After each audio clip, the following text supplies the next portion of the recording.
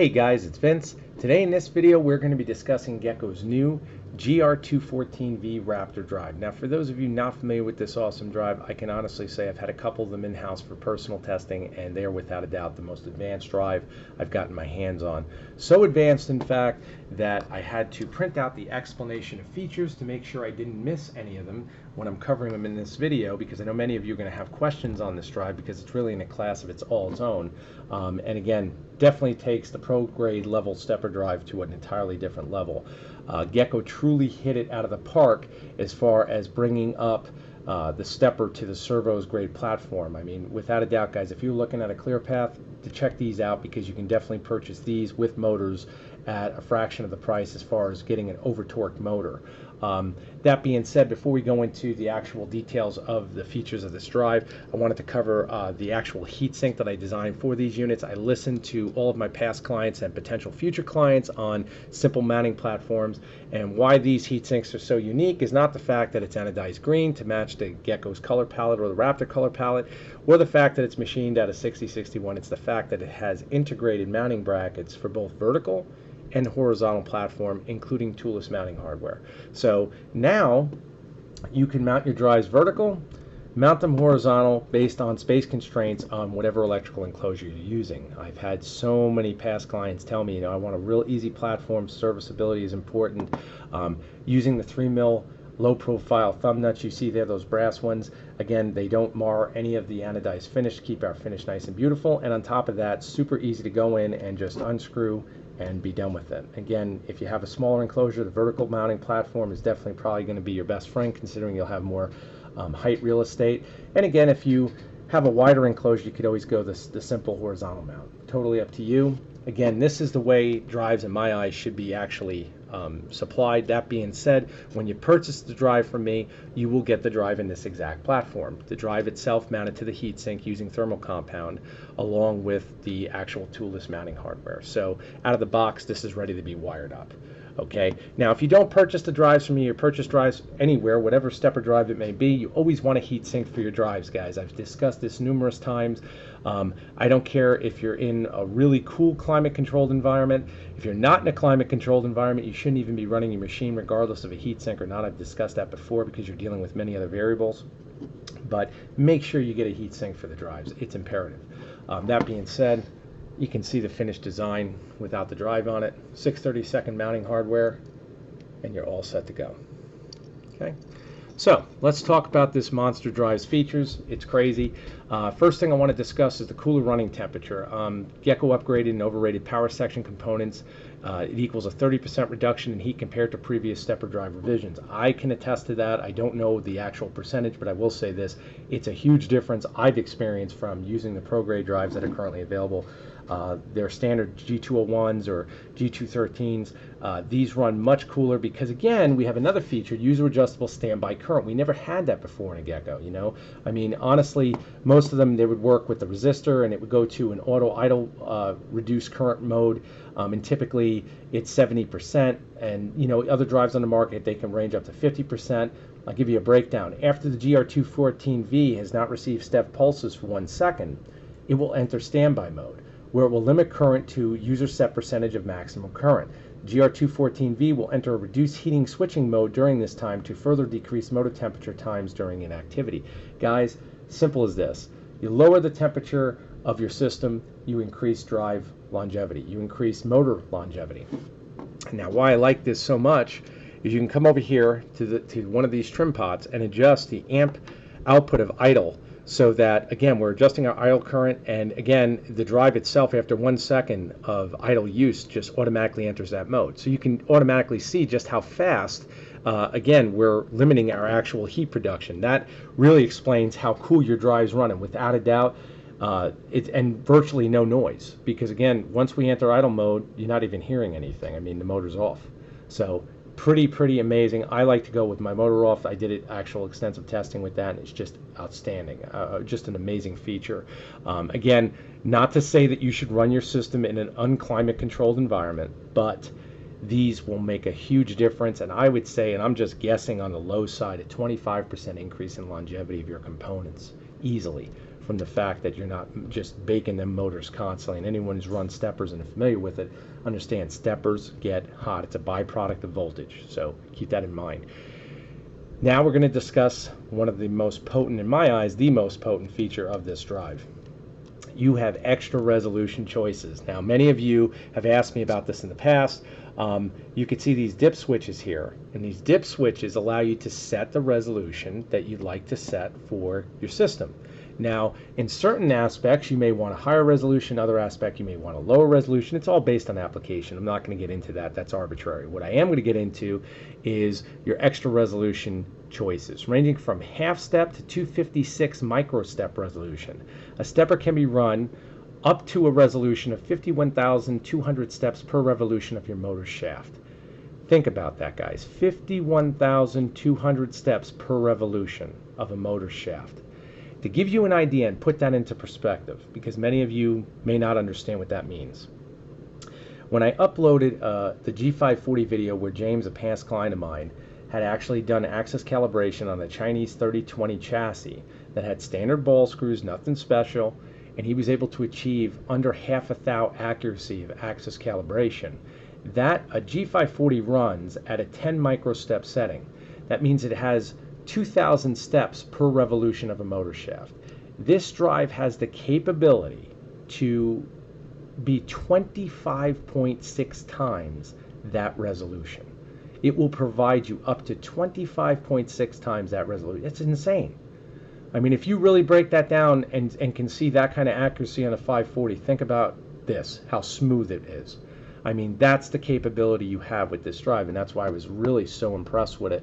And I mean, there's so many different applicational choices for setting your micro steps. You know, a lot of guys want to go higher, want to go lower. This lets you really, really fine tune in your system. Another feature of this drive is the sub-micro stepping. At certain micro step resolutions, the GR214V will automatically interpolate micro steps between rougher resolution choices. This means that the motor will move the smoothness of a higher resolution option, but will still have the lower input frequency requirement of the selected resolution. When operating in 2-step, 4-step, 8-step modes, the drive will interpolate to 16-step motor smoothness. When operating at 5-step, the GR214V will interpolate to 10-step smoothness. Higher levels of interpolation have significantly diminished returns, which is why this affects only lower resolution choices. Well, there are certain instances where applications will require a lower microstep setting, in which case that buffering is amazing to smooth out autonomously that operation for whatever application it's using. Now, think about that, guys. This is doing it all autonomously, and that's another main reason I love that. I love simplicity, and again, you have that capability. A lot of Chinese drives that are coming overseas, $30, $40 drives, claim that. This drive really has it. The price reflects it, okay? Not only are you getting a 3-year warranty, but the price certainly reflects you've got that. And I can honestly tell you, after driving numerous motors with this, it's amazing the difference it makes. Now, I don't run anything that low. Some of you do. If you do, then you will see that. But to know that the drive will automatically basically smooth out whatever resolution you're using, especially if you're using a lower end one, it really makes a difference in overall system performance. Resonance compensation. A big variable when it comes to dealing with a servo versus a stepper. Servos are always typically smoother. Not the case anymore. Resonance compensation. Using an entirely new method of motor control allows the GR214V to eliminate nearly all resonance. The two-tier system the drive uses eliminates resonance at the first and second harmonic and at the midband, increasing torque and motor stability in unstable step regions. So again, really, really impressive to give you overall the smoothest operating of any drive I've seen. And again, you'll notice that when you go to run your motors, how quiet they run. Again, Gecko really, really did a great job with that. Another feature that goes with that, full step morphing. Now, many of you don't know, all Gecko drives feature full step morphing. G540, G201s, all of them. Like all other Gecko stepper drives, GR214V has full step morphing. Between 3 and 6 revolutions, the drive will morph from microstepping to a true full step output to the motor, increasing high-speed motor torque by 40% over a microstepping only driver. This requires no input from the user, and the drive will not need any modification in the software controlling it to take advantage of this. Again, If it's able to increase high-speed motor torque by 40%, guys, that's huge, because steppers, like I've said before, decrease actual motor torque as they go faster. That's a huge benefit with this drive. I've noticed it myself. Your rapids will be there. You will find that there's actually less bleeding with this drive. It is definitely that powerful. It does make a difference. So again, they're really trying to, like I said, level the playing field. You know, servos are more linear. Steppers have never been linear. That being said, your cost perspective, like I said, you're really bringing that level up with these drives. Another cool feature, soft start. Stepper motors without, or I should say, step motors without a soft start drive operating them can draw significant inrush current. The GR214V ramps up current to the motor to avoid startup noise and premature tripping of protection circuitry due to certain current loads. So again, they're really overbuilding in extra features. To me, that's just icing on the cake. I didn't really know. I mean, it's not something you're really going to notice much, other than because I mean the drives are so quiet with this, it's ridiculous. Or excuse me, the motors are so quiet with this, it's ridiculous. But overall, very cool feature. Anything to degrade actual inrush current, again, we're going to reduce heat and we're going to reduce wear. So think about it like that. Spread spectrum PWM. This is another very powerful feature. Most stepper controls have a fixed switching frequency, which leads to motor harmonics and large EMI outputs. How much EMI have I discussed on this channel? I deal with it all the time. With spread spectrum PWM, the GR214V switches randomly between switching frequencies at every step, eliminating harmonic knocking and EMI interference. That is huge. I mean, the harmonic knocking is one thing. Again, we're talking about more resonant or less resonance, and overall a smoother system. But EMI interference, guys, that's tremendous. And I can honestly tell you, again, I always overbuild the systems as far as shielding. I mean, most of you, if you're just tuning in, realize that immediately. The feature of that this drive has is truly outstanding, because I've yet to see any drive built in with that. So again, very unique feature, very powerful. Another really cool feature, many of my novice guys out there as well as advanced users, I don't care who you are, you're going to love this. It's got a self-test button right here.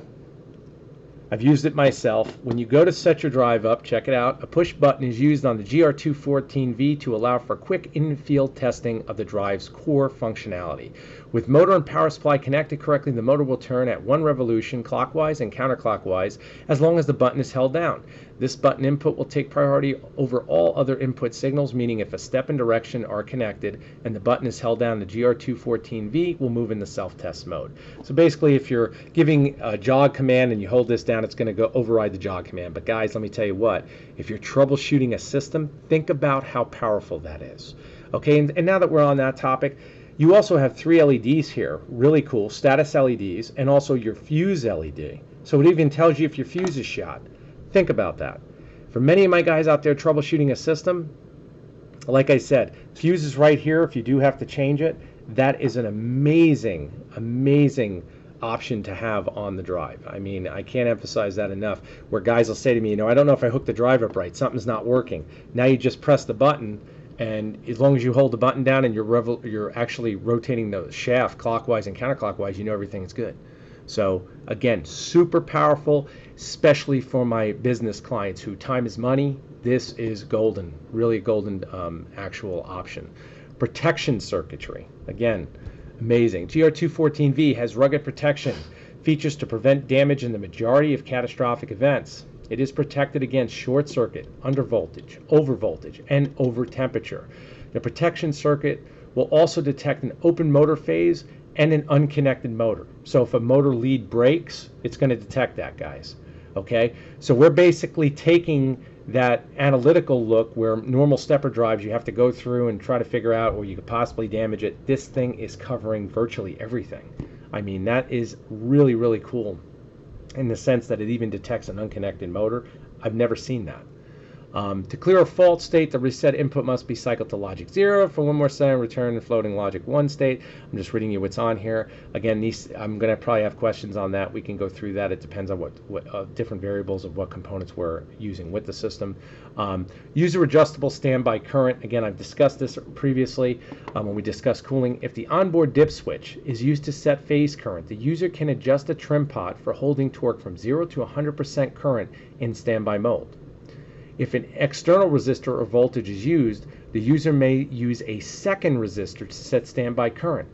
I mean, and that's just amazing. And then it says here, if an external resistor or voltage is used, the user may use a second resistor to set standby current, allowing full customization on multi-axis applications. So again, you have just a plethora of options as far as setting that standby current, guys.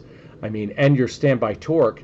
I mean, it's pretty amazing that you're able to adjust all of that with that kind of fine detail.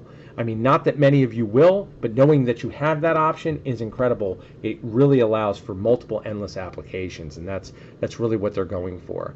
And again, I've already read that after the GR214V has not received step pulses from 1 second, it will enter standby mode, what will limit current to a user set percentage of the maximum current.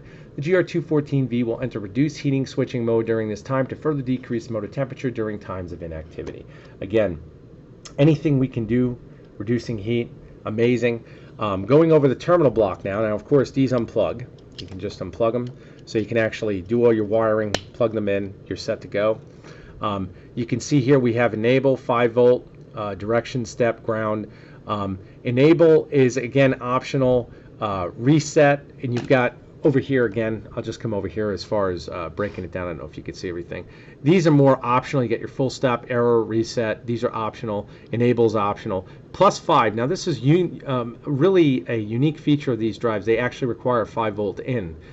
Where most Gecko drives do not. They just require the typical power platform. So that's something to think about when you're building your system. I don't know if you can see that in the light. There we go. +5.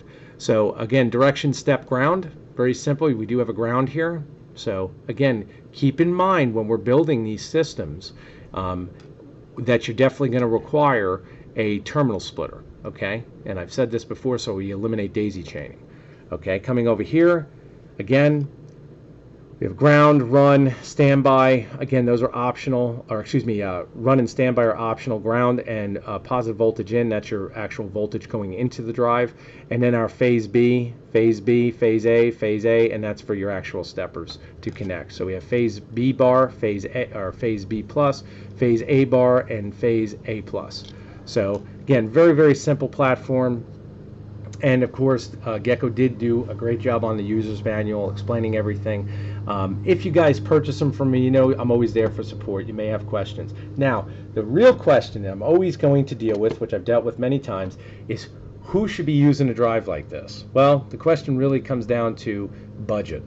I have clients that want to use drives like this, just don't have the budget for it. These are not as cheap as a G540 by no stretch. Not in labor, considering the G540 is an integrated drive solution, 4-axis.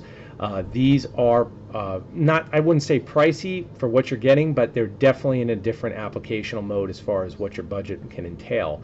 If you if I'm dealing with somebody that has a business already, has a client contract, making money already, and really wants to have an elite machine, this is going to be your drive of choice. Do these replace Gecko's past drives? They're in a different category, guys. I don't think that they actually replace them. I think you have certain applications where you still want a pro drive. You don't need all these features. I would say go with a G213 or a G201 based upon what you want. Personally, I like the G213 because, again, it does have the protection circuitry. But it's really up to you as far as which way you want to go. Again, budget plays the biggest role, I find, when clients are building systems. So it's really that. If you have an open budget and you can afford them, these are monstrous drives. Now, that being said, let's think about our skill set. These are individual drives. So if you plan on wiring your system yourself, you're going to have a hell of a lot more work than buying a G540, for instance, because G540 is integrated. So you have to wire each individual drive. We have to utilize shielded cable. Just because it's got the EMI interference protection, I still would not recommend building the system sloppily, so to speak, with just general cabling. You still want to use shielded cable. You want to do everything right. That's the icing on the cake. But overall, that would be the one other variable to look at other than just budget, is your own skill set as far as building your own system. Is it difficult? It's not difficult. Is it more time consuming? Yes. Is it more labor intrusive? Yes. Is it going to require electrical knowledge? Yes. And when I say electrical knowledge, not just general, I'm talking electronic knowledge. So keep that in mind. Do I build systems with these drives? I can, of course. Are they going to be cheap? No, they're not, because there's a lot of labor involved. So, I mean, when I say not cheap, in comparison to a Chinese system where you're looking at, you know, $500, $1,000, and they throw in the VFD and everything else, so be it. You're looking at a system with these in a 3-axis format, depending upon what features we go with, would be anywhere between $2,500, possibly up to $3,500, depending upon what we go with. Okay, now I'm not saying that to scare you away. I'm giving you a generalization as far as what we can expect. Again, end user, clients' requests for systems are all based upon their requirements. I do not build systems just to sit them in my shop to have them. I mean, I build them per client's request. So again, keep that in mind if you ask me that question. But overall, I think you guys really get the gist of just how powerful these drives are. I do now offer these drives, not only just the drives themselves, I have them in my motor packages, and I can definitely tell you that the torque ratings with these drives, considering comparison of like a clear path, you're going to get a lot more bang for your buck, guys. There is no doubt in my mind. 3-year warranty, US warranty. You check it out and you'll see exactly what I'm saying. I mean, you can buy a 3-axis kit with the heat sinks, drives, and 1,700 ounce motors, which break down to over actually 106 inch-pounds of torque, and you're looking at under $1,000 for a complete 3-axis kit. If you were buying that from a servo, it's going to be well the hell over $1,000, okay? Minus the power supply. And again, power supply, let's talk about that a second. These drives can utilize 48 volts up to 80. So we do have that same ProDrive feature, and believe me, it's amazing when I get that question all the time. Going from 48 volts to 72 is a massive jump in system performance, especially as you use larger motors. So again, keep that in mind as you actually are designing your system, and I believe it will definitely give leeway as far as which way you want to go. Again, I'm always here for questions. If you guys have any questions, message me at storm2313@gmail.com, or you can always message me at my eDealer store on eBay. I'll put the links in the description along with all the motor packages, along with the drive packages, so you guys can click on them if you want them. To all my subscribers, once again, guys, I love you. I'm going to keep videos coming. I got another cam system project I've been working on to release, because I've gotten a lot of requests for my recommendations on cam systems, and I've just put together a hell of a package. But overall, if you guys have any questions, message me. Please be patient. I am a one-man show, and I get back to everybody as soon as I can. Thank you all for listening. Take care.